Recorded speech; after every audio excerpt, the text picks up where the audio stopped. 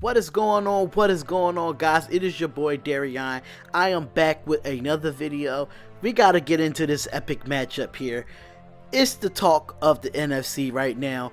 The number 6 Philadelphia Eagles versus the number 1 seed New Orleans Saints. But before we break down this video, before we do that, I definitely need y'all to subscribe to the channel and hit that alert bell to get the latest news and Spotlight Sports Talk news, and give us a thumbs up and comment below to let you know your opinion on this game here. But definitely hit that like button and subscribe to Spotlight Sports Talk. So let's get straight into it, man. Sunday, January 13th, we have a 4:40 game at the Mercedes-Benz Superdome. The Philadelphia Eagles are going on the road again against the New Orleans Saints, the number 1 seed, the number 1 team in the NFC. This is a good game here. I'm not going to tell y'all who I want to win yet, but this is a good game here. Nick Foles versus Drew Brees. The last time these two played was in week 11. It was like 48-7, where the Saints just blew the Eagles out the water. Knowing Nick Foles was not playing in that game, you did have Carson Wentz at the time, and everybody was just hitting on all cylinders with this Saints offense. Drew Brees is one of the top quarterbacks in the NFL. Definitely talk about an MVP consideration. And on the other side, you got to look at Nick Foles. Nick Foles is putting on the magic like they did last year. But this is the difference, though. They on the road instead of being home. So they really don't have their home field advantage going into this game, because the Saints, I think they only lost one game at home. I don't know if they lost one game at home. I'm not too sure. But I do know this.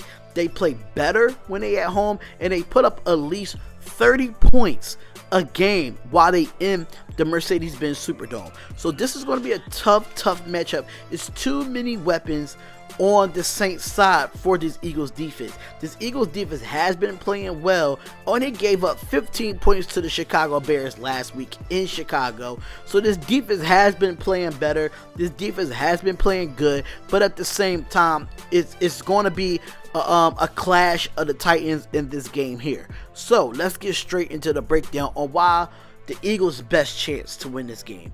And their best chance is to win this game is to keep converting on third downs. The first 14 weeks of the season, the Eagles converted a middling of 38.9% of their third downs. The final 3 weeks of the regular season, with Nick Foles, they started in place of injured Carson Wentz when he hurt his back and like he's going to be done for the rest of the year. They were 4th in the league at 48% on third down. In Sunday's comeback win versus Chicago, the Eagles converted 5 of the 12 third downs on not spectacular, but good enough against the league's best defense, especially when you convert on a 4th and goal down by 5 with a minute left in the game, and Foles looked very comfortable in those situations. And that's where I say Nick Foles does a great job as. When the game is on the line, he knows how to put his team together and get them down the football field. But if you look at the opposite side of that game, Trubisky did the same thing. So now you have a more of a veteran quarterback in Drew Brees, where he can do the same thing. Now, mind you, before I go into the Saints' chance to win this game, I just want to put this out here. The last time the Saints went 13-3, they won the Super Bowl beating the Colts. That I have to put that stat out there, because Drew Brees, when he's 13-3 and he has home field advantage and it goes through the Superdome to go to the Super Bowl, that's why Brees got his first ever Super Bowl as a Saint. And that was the year when Hurricane Katrina happened too. So that was definitely big. But this Eagles defense, they're playing playoff defense, and they're ready to play. They are ready to play. I can't be mad at that. So with that being said, let's just go straight into what is the best chance for the Saints to win. The best way for them to win is get some pressure on Nick Foles. He is 4-0 in the past 2 seasons, and he might just be unbeatable this time of the year. But the part of the reason of Foles' play is so well latter part of the season after Carson Wentz got hurt was the performance of the Eagles' offensive line. It was elite protection unit around this time last year, where it has showed the ability to be beat again. Cameron Jordan and company need to dictate some things up front to make Foles look uncomfortable and try to force him to make mistakes.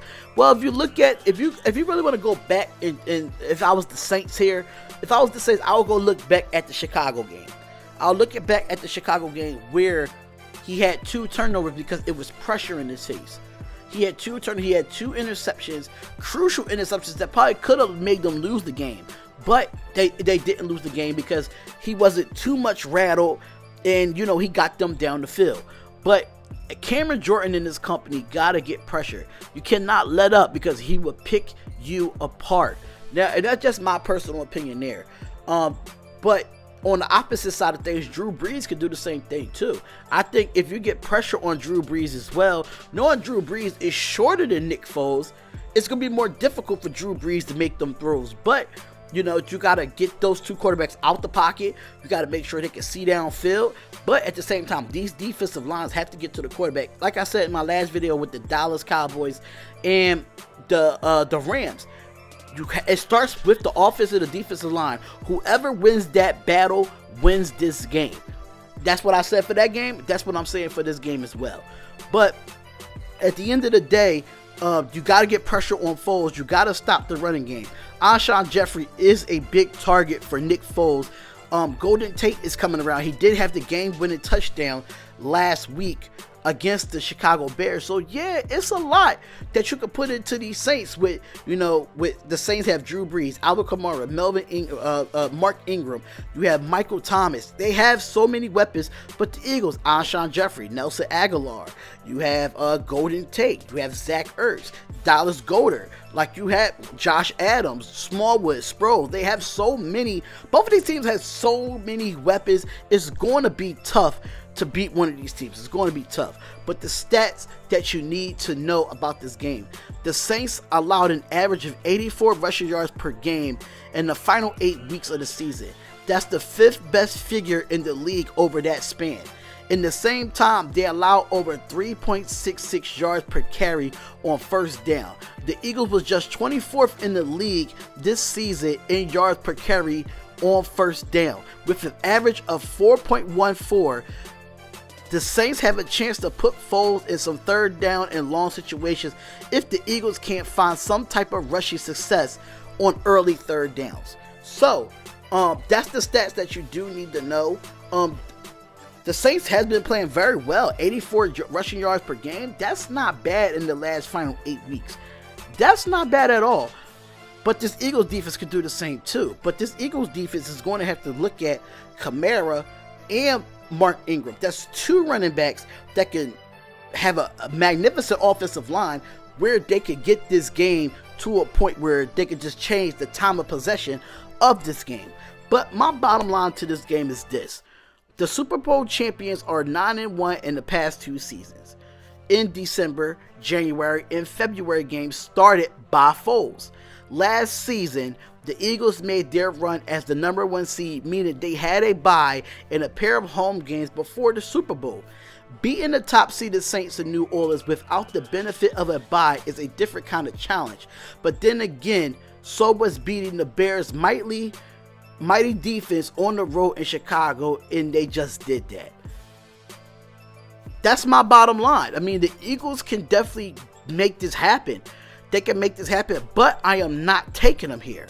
I am not taking them here. I feel like Drew Brees, when he's 13-3 and he's at home, he's too comfortable. They're going to have to make some adjustments compared from this game and Week 11 game. You have to make some adjustments. They're going to look back at that Week 11 game. This Eagles defense is going to look back at that Week 11 game and see what they did wrong. So for Sean Payton and Drew Brees and this whole entire Saints staff, you have to make some adjustments to be more creative. Stuff that they did not see in Week 11, you have to pull out now.